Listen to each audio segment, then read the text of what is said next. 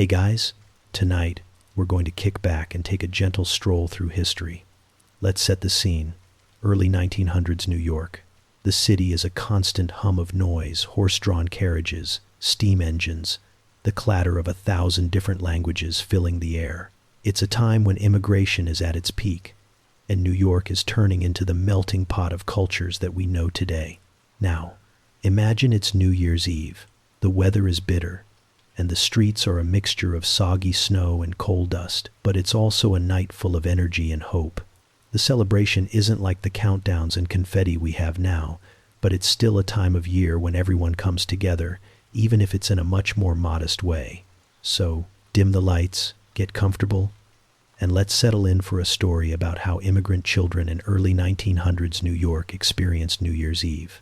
Trust me, this is going to be a journey full of weird traditions, silly customs, and just a pinch of hopeless optimism. You might be surprised by how much these kids' lives resembled a mixture of chaos, invention, and just a bit of discomfort. After all, when you're trying to start fresh in a new country, New Year's doesn't just mark the end of one year, it's the beginning of everything. Let's start with the setting. New York in the early 1900s was the place to be if you were an immigrant looking for a new life. Ellis Island was the gateway where millions of immigrants arrived, many of them children. For many of these kids, New Year's Eve wasn't about big parties with noisemakers and fireworks. No, that was for the privileged, the ones who'd made it big in the country. For these families, New Year's was about survival. It was about adjusting to a world that wasn't particularly friendly, learning English, and trying to figure out how to make your way in a city that felt like it was always moving just a little bit faster than you were. So, how did these kids celebrate? Well, for starters, there was a lot of family time, but not the sort of family time you might imagine with cozy blankets and hot cocoa by the fire. No, this family time was more about squeezing in together in tiny, cramped apartments, often without enough room for all the family members. Everyone would be gathered in one room, probably with the smell of cabbage and onions filling the air, because let's be real, that was probably dinner. And these immigrant families didn't exactly have luxuries like heating or big windows, so New Year's Eve was more like huddling together, with a sense of unity and a lot of cold fingers. For these kids, New Year's wasn't about getting presents. In fact, most of the gifts exchanged would have been handmade or practical. You know, things like a pair of socks, or maybe a hand-sewn scarf. But still, there was excitement in the air.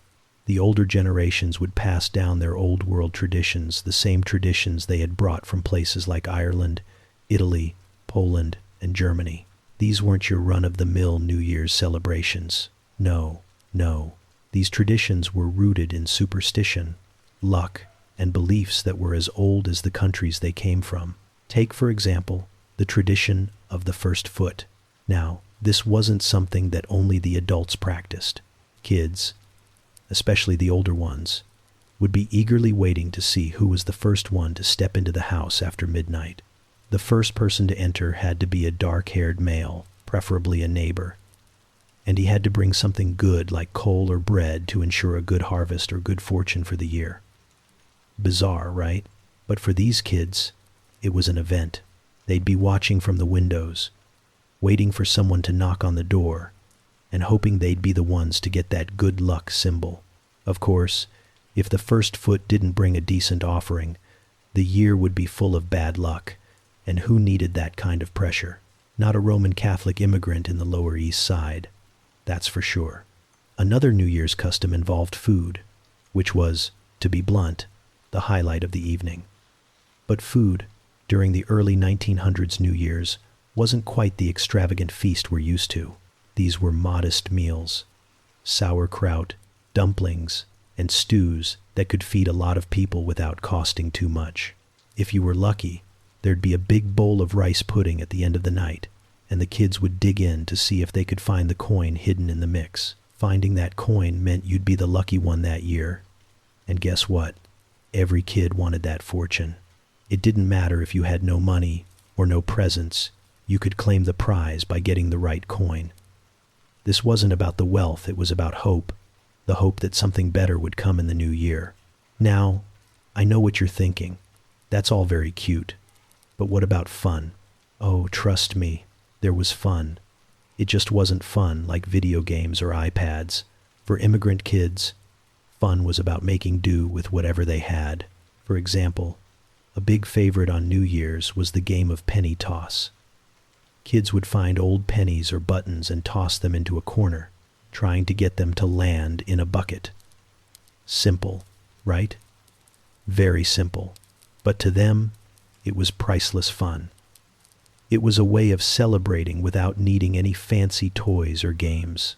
You didn't need a PlayStation when you had a penny in a corner. But New Year's wasn't just about the games, food, or even the hopes for good fortune. For many kids, it was also about the sense of community. Immigrant neighborhoods were tight-knit. Everyone knew each other's business, whether you liked it or not. Churches often held New Year's Eve services where the kids would gather, listen to stories, sing songs, and then head back home to celebrate quietly. But in these communities, the feeling of togetherness was almost tangible. No matter how hard things got, the traditions, the customs, and the shared experiences brought these families closer together. It was a New Year's Eve where kids didn't need grand entertainment. They just needed each other. And so, as midnight approached, and the firecrackers went off in the distance because yes, fireworks weren't just for the wealthy, these immigrant children settled into bed with their hopes and dreams for the future, knowing that the year ahead would probably be just as hard as the last. But hey, the new year was always a new chance. Even if it was just another chance to win at penny toss, or to be the first one to step through the door after midnight. Now, imagine it's midnight. The noise outside is starting to build. There's a rumble of firecrackers, the sharp crack of fireworks, and the sounds of laughter and cheering from the streets as the immigrant children peer out their windows, watching the chaos unfold. Because, remember, New York wasn't quiet. Far from it. The streets were alive with celebration. The city, a constant buzz of noise, was fully awake for the New Year's Eve festivities. These kids, though, well, they were stuck inside. No running around the block for them. Instead, they watched the world outside change. It wasn't all glamorous, though. For many of these kids, New Year's Eve in the early 1900s also meant a long night of waiting. They waited for the midnight bell, the one that would signal the end of one year and the beginning of the next. They waited for their turn to step into the new year, hoping, praying, wishing for better fortune. But what did these children do during that waiting time? As the firecrackers popped and the fireworks burst overhead, the room filled with a gentle hum of family conversation. The children's mothers were likely preparing whatever scraps of food could still be salvaged from the earlier feast, and the older kids probably helped out with whatever they could, usually making sure their younger siblings didn't cause too much trouble. The grandparents, too, would be around, their voices deep and slow as they recited old-world tales or gave advice on how to survive another year in this strange new country. It wasn't necessarily glamorous, but it was comforting in its own way. And speaking of food, let's talk about the real star of the show, the New Year's meal. Now, we've all heard about the big family feast, right? But what you might not know is that immigrant kids didn't exactly have the luxurious banquet tables that the elite were sitting at in their grand mansions. No. For the majority of these kids, the meal was far simpler. We're talking about simple stews made from whatever the family could afford: cabbage, potatoes, and meat. Not exactly the lavish spreads we associate with modern New Year's dinners. But for these families, it wasn't about gourmet dishes. It was about getting by.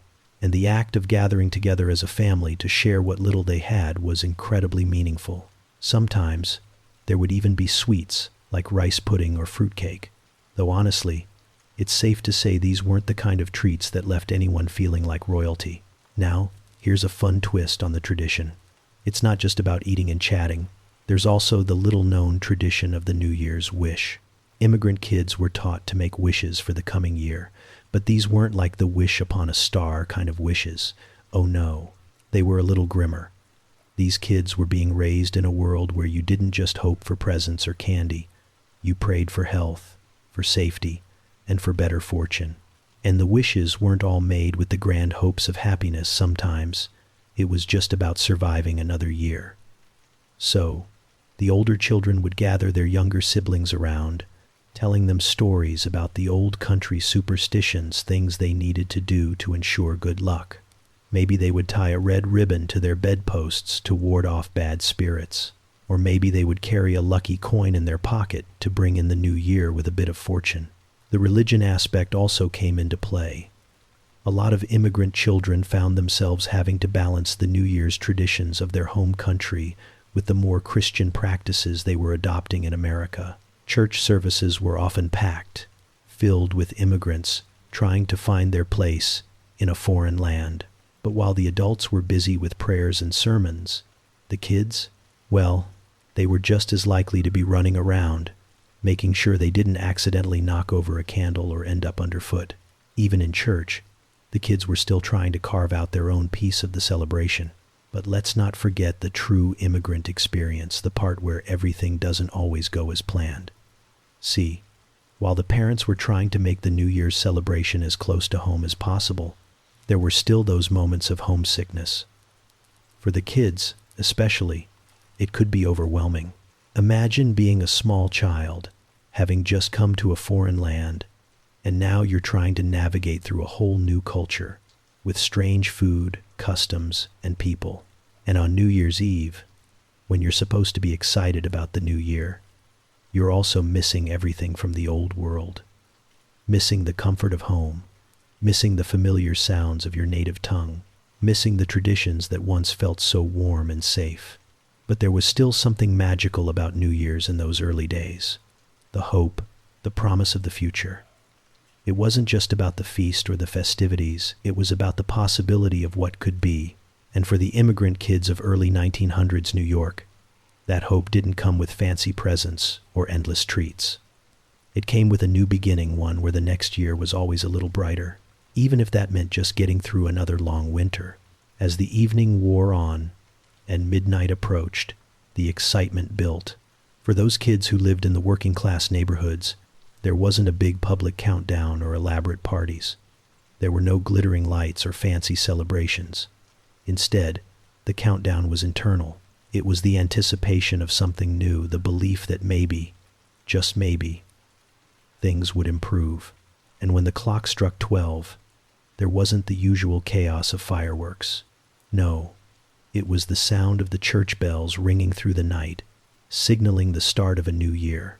And in that moment, the kids were part of something bigger than themselves, part of a city, a community, and a future that was still unknown, but filled with potential.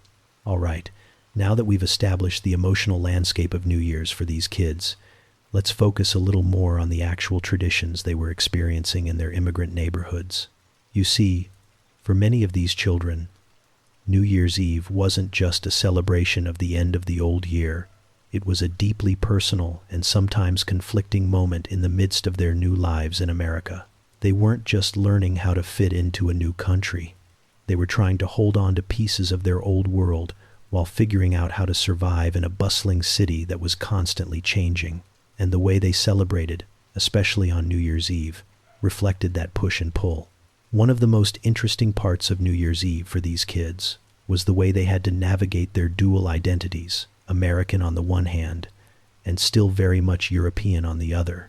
For many immigrant children, especially those from Eastern Europe or Italy, the celebration involved a strange balancing act between the American customs they were expected to adopt and the old country traditions they were trying to preserve. This wasn't always easy. Take the foods that were part of the New Year's celebrations. For the Italian-American kids, you'd probably find some form of lentils or sausages at the table. You see, in Italy, lentils were considered a symbol of good fortune, and they were eaten at New Year's to invite prosperity.